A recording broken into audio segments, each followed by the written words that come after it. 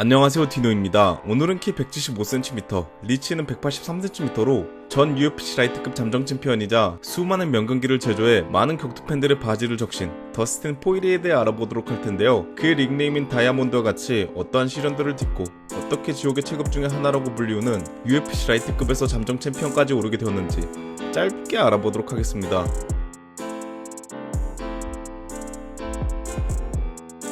1989년 1월 19일 미국 남부 루이지애나 라피엣이라는 소도시에서 태어난 포이리에는 어렸을 적부터 그의 부모님이 이혼을 하게 되어 그의 어린 시절 대부분을 그의 아버지와 그의 어머니의 집으로 가며 자라게 되었다고 합니다. 그의 할아버지 때부터 이어진 호전적인 성향 덕분에 어렸을 적부터 각종 싸움에 휘말리게 되며 말썽을 일으키기 일쑤였고 급기야 싸움 도중 16살짜리 소년의 턱과 이빨을 부러뜨리게 되며 법원에 가게 되었는데 이때 포이리의 나이 11살이었다고 합니다.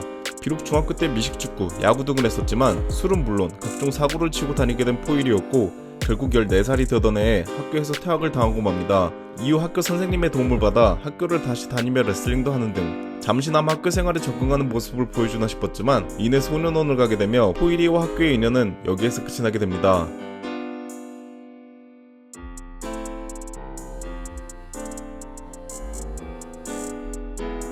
학교를 떠난 포이리 17살 때 처음으로 복싱 체육관에 가게 되는데요. 하지만 이때 이미 포이리는 14살 때부터 만나고 있던 그의 여자친구와 함께 독립을 하여 생계를 꾸리고 있었기에 각종 막노동을 하며 복싱을 배우고 있었습니다. 허나 그의 체육관에 복싱 보강 훈련을 위해 찾아오는 여러 종합 격투가들을 보며 MMA에 흥미가 생긴 포이리 근처 MMA 체육관에 전화를 걸게 되고 이내 그곳에서 운동을 시작하게 되며 종합 격투가로서의 길을 걷게 되었다고 합니다.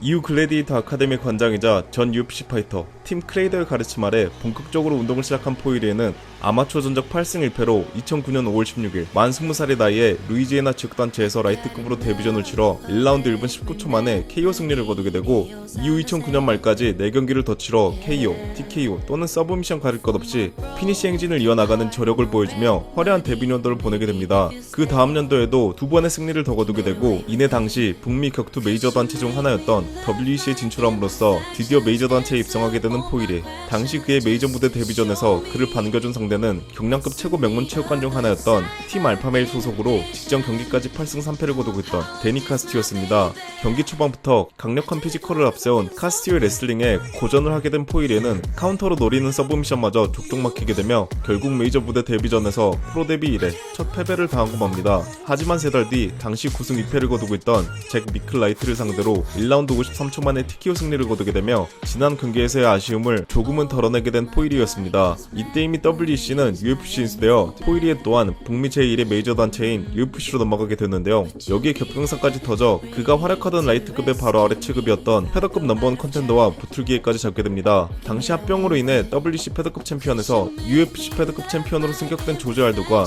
UFC 데뷔 무대로 패더급 컨텐더였던 조시 그리스피를 맞이해 방어전을 치르게 되어 있었으나 경기 약 한 달여를 앞두고 조지 알도가 허리 부상으로 인해 아웃. 그 자리에 포이리에가 대체자로 들어가게 된 것이었습니다. 당시 그리스피는 14승 1패의 전적으로 직전 경기까지 10연승을 달리고 있었으며 이 14번의 승리 중에 1라운드를 넘긴 경기는 단 한 번밖에 없을 정도로 엄청난 경기력을 보여주고 있었습니다.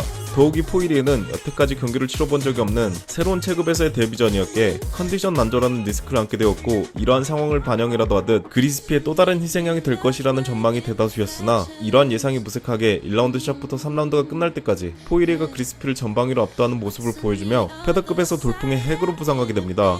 이후 경기에서 당시 전적 16승 6패를 거두며 직전 경기에서 전 WEC 패더급 챔피언 마이크 브라운을 꺾은 바 있는 라니 야하를 상대로 경기를 치르나 싶었지만 야하가 부상으로 인해 아웃되며 대체자로 UFC 데뷔전을 치르게 되는 제이슨 영에게 만장일치 판정승을 거두게 되고 다음 경기에선 당시 전적 11승 1패를 거두고 있던 TUF 출신 파블로 가르자를 맞이해 다스초크로 2라운드에서 서브미션 승리를 거두게 되나 다음 경기 상대가 될 예정이었던 패더급 컨텐더 에릭 호크가 부상으로 인해 빠지게 되며 대체자로 또 다른 강자였던 히카르도 라마스가 들어오게 되나 이내 라마스마저 부상으로 인해 빠져버리게 됩니다. 결국 경기 한 달여를 앞두고 정해진 상대는 당시 4승 무패의 전적으로 UFC 데뷔전을 치르는 만 20살의 신예 렉스 할로웨이였는데요. 비록 할로웨이의 프로 전적은 4전밖에 되지 않았으나 그의 잠재력은 익히 알려져 스파링 파트너로서 하와이에서 미국 본토까지 초빙되는 등 이미 입소문을 타고 있던 선수였습니다. 경기 초반 할로웨이의 적극적인 압박에 다소 당황하나 싶었지만 이내 그라운드로 끌고 가는데 성공, 서브미션으로 승리를 거두게 되며 연승 행진을 이어나가게 됩니다. 비록 패더급 데뷔 전부터 타이틀 도전자를 잡아냈으나 이어진 경기 상대들의 부상으로 인해 조금은 돌아오게 된 포이리에. 이제 타이틀전이 가시권에 들어온 그에게 다음 경기 상대로 나타난 건 당시 치르는 경기들마다 화제를 만들어내며 북미 종합 격투기 씬을 뒤집어 놓고 있던 정찬성이었습니다. 비록 직전 경기에서 탑 컨텐더 중 한 명이었던 마크 호미닉을 7초 만에 잡아낸 정찬성이었으나 당시 포이리의 엄청난 상승세로 인해 탑덕으로 평가받으며 옥타곤에 들어가게 된 포이리였지만 막상 뚜껑을 열어보니 정찬성이 한 수 위의 경기력을 선보이며 결국 4라운드에서 다스 초크로 인해 서브미션 패배를 당하며 중요한 시기에서 미끄러지고 마는 포이리였습니다.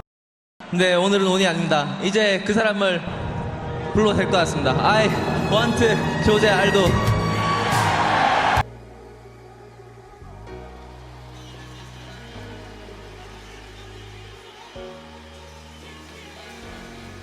이후 복귀전에서 TUF 우승자 출신 조나단 브루킨스를 1라운드 4분 15초 만에 다스 초크로 잡아내며 재기에 성공했고, 이후 벌어지기로 했던 데니스 시버 대 컵 스완슨의 경기에서 시버가 부상으로 인해 아웃되며 경기 약 한 달여를 앞두고 그 자리에 대타로 들어가게 됩니다. 당시 스완슨은 18승 5패의 전적으로 직전 경기까지 3연승을 달리고 있었기에 패더급 랭킹 6위에 올라 있었습니다. 비록 지난 경기 이후 약 2달여 만에 만만치 않은 상대와 또다시 경기를 치르게 되는 포이리였으나 만약 이 경기에서 승리하게 된다면 곧바로 타이틀 전선에 다시 합류할 수도 있는 좋은 기회이기도 했습니다.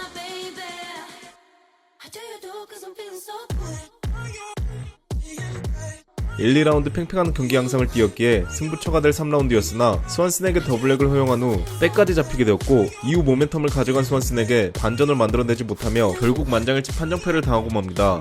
이후 약 6개월 만에 가진 재기전에서 이전에 한번 붙을 뻔했던 에릭 코크를 그의 고향인 미로키에서 맞이하게 되는데요. 당시 에릭 코크는 13승 2패의 전적으로 비록 전 경기에서 히카르도 라마스에게 패배했으나 만 24살의 나이로 여전히 촉망받던 기대주였기에 옥타곤의 언더독으로 들어가게 된 포이리. 하지만 이러한 예상이 무색하게 1라운드부터 포이리의 타격이 불을 뿜으며 코크를 피니시 직전까지 몰았고, 이어진 라운드들에서도 코크에게 반전을 허용하지 않으며 만장일치 판정승을 거두게 됩니다. 이후 TF 우승자 출신 디에고 브란다우와 또 다른 TF 출신 파이터인 아키라 쿠라사니를 TKO로 꺾게 되며 랭킹 5위까지 올라가게 된 포이리. 타이틀 도전이 또다시 가시권에 들어온 포이리의 앞에 나타난 건 He's gonna wobble and I'm gonna put him away early. It's gonna be a first round KO, mark my words.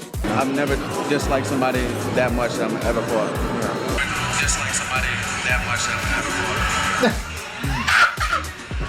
아일랜드에서 나타난 초대형 신인 코너 맥그리거였습니다.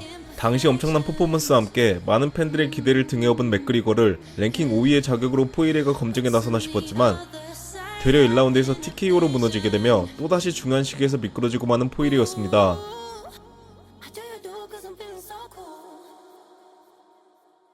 비록 이 경기에서 맥그리거의 아랫니를 소구한 포이리였으나 패더급에서 뛰던 포이리의 평상시 체중은 그리스피 전부터 시작으로 과도한 감량으로 인해 신진 대사가 망가져 있었기에 경기 후 86kg까지 쪘다 다음 경기까지 이를 빼는 악순환을 반복하고 있었고, 이 때문에 그의 훈련 캠프는 사실상 감량 캠프라는 말이 있을 정도로 상대 선수에게 집중할 수가 없던 터라 결국 그동안 자신이 패더급에서 쌓아온 모든 것들을 포기하고 라이트급으로 다시 돌아가게 되는 선택을 합니다. 이후 라이트급 복귀전이자 지난 패배 이후 재기전으로 당시 11승 1패를 거두고 있던 주짓대로 디에고 페레이라를 1라운드 3분 45초 만에 KO로 제압하고 다음 경기에서 당시 11승 2패를 거두고 있던 얀시 메데이로스 또한 1라운드 2분 38초 만에 제압했으며, 또한 과거 TUF 출신이자 아일랜드 무대에서 코너 맥그리거를 꺾은 바 있던 조셉 더피 또한 판정승으로 찍어 누르게 됩니다. 이후 경기 또한 당시 트래시토크로 악명이 높던 바비 그린을 맞이해 1라운드 2분 53초 만에 KO로 승리를 거두게 되며 라이트급 랭킹 7위까지 오르게 되고, 다음 경기에서도 승리를 거두게 된다면 상위 컨텐더로 발돋움할 수 있던 상황. 하지만 그의 앞에 나타난 건 마이클 존슨이었습니다. 당시 마이클 존슨은 16승 10패의 전적으로 빠른 핸드 스피드를 앞세운 복싱과 준수한 레슬링을 앞세워 직전 경기까지 2연패를 기록 중이었음에도 불구하고 랭킹 10위에 올라 있었습니다. 당시 무성기세로 라이트급을 정리해 나가고 있던 포이리였기에 옥타곤의 탑덕으로 들어가게 되었으나 1라운드 중반 들어가는 도중 마이클 존슨의 그림 같은 앞선록에 걸리며 충격의 KO패를 당하고 맙니다. 이후 재기전으로 직전 경기까지 3연승을 달리고 있던 라이트급의 강자 짐 밀러를 상대로 판정승을 거두게 되고, 다음 경기에서 전 라이트급 챔피언 에디 알바레즈를 맞아 라이트급 상위권 컨텐더로 도약할 수 있는 기회를 얻게 됩니다. 비록 알바레즈가 전 경기 코너 맥그리거를 상대로 졸전을 치렀었기에 이미지가 많이 망가져 있었으나 알바레즈 또한 엄청난 강자였기에 난전이 예상되었습니다.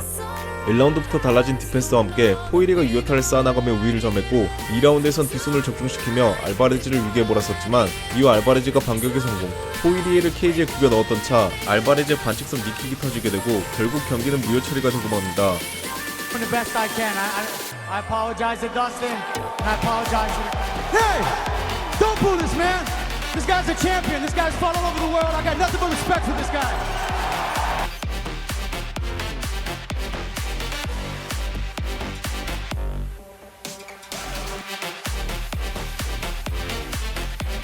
비록 알바레즈의 반칙으로 인해 뜻하지 않은 쪽으로 경기가 끝나버렸으나 또 다른 전 챔피언이자 타격 스페셜리스트 앤서니 패티스를 맞이하게 되며 또다시 기회를 얻게 됐습니다. 경기 초반부터 타격과 레슬링을 섞어 패티스에게 압박을 가한 포이리에 간간히 번뜩이는 카운터와 함께 서브미션을 노린 패티스였지만 포이리의 레슬링에 고전한 끝에 결국 3라운드에서 패티스가 늑골 부상으로 인해 탭을 치게 되며 승리를 거두게 되는 포이리였습니다.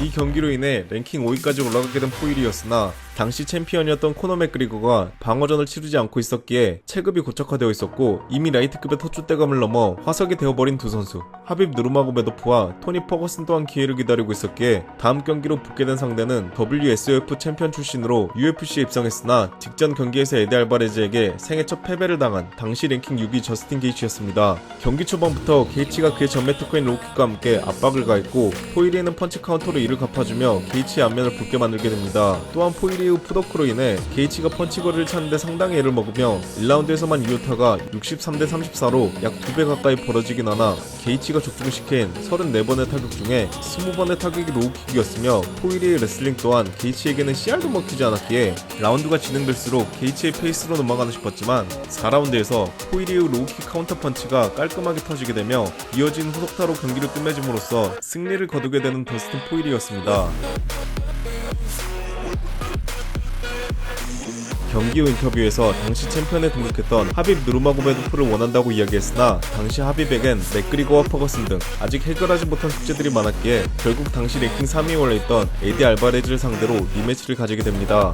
1라운드부터 자신의 거리를 잘 살려 우위를 점한 포이리 2라운드에서는 백마운트와 마운트를 내주며 위기를 맞이하나 싶었지만 이후 알바레즈의 반칙성 엘보우 공격에 중단되었다 재개된 경기에서 펀치 연타를 적중시키며 결국 승리를 거두게 되는 포이리였습니다. 다음 경기로 맥그리거와의 2연전으로 인해 몸값이 폭등할 대로 폭등한 디아즈와 경기를 치르나 싶었지만 당시 랭킹 10위였음에도 불구하고 협상 테이블에서 체급을 놓고 온갖 갑질을 하던 디아즈의 요구를 맞춰줬음에도 불구하고 커리어 사상 최초로 자신의 부상으로 인해 경기가 무산되고 맙니다.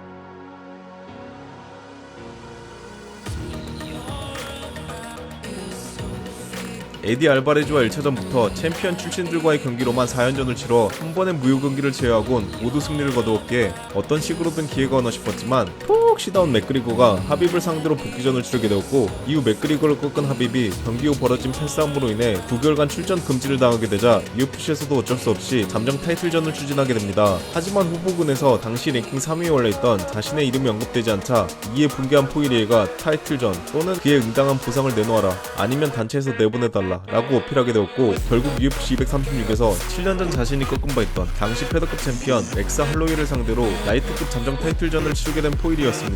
당시 할로웨이가 워낙 극강의 이미지로 패더급 챔피언으로 활약하고 있었기에 언더독으로 옥타곤에 입장하게 된 포이리였으나 경기 초반부터 자신에게 압박을 가하는 패더급 챔피언에게 강력한 유효타를 여러 박아주며 압박을 저지했고 이후 라운드들에서도 할로웨이가 흐름을 가져가려 할 때마다 레슬링을 적절히 섞어 흐름을 끊어줌으로써 결국 만장일치 판정승과 함께 잠정 챔피언에 오르게 되는 포이리였습니다. Busted and broken, and she believed in me when I didn't believe in myself. This is her belt as much as it is mine. I wouldn't be here without her. I love you, Jolie. 이후 챔피언이 복귀하게 되며 2019년 9월 7일 아부다비에서 열리는 UFC 242에서 드디어 타이틀 통합전을 치르게 되는 포이리였습니다. 하지만 당시 챔피언이었던 하빕 누르마고메도프는 극강의 그래플링을 자랑하고 있었기에 2010년 메이저 무대 데뷔 이래 처음 치르는 정식 타이틀전에서 결국 하빕이란 벽을 넘지 못하며 패배하고 맙니다.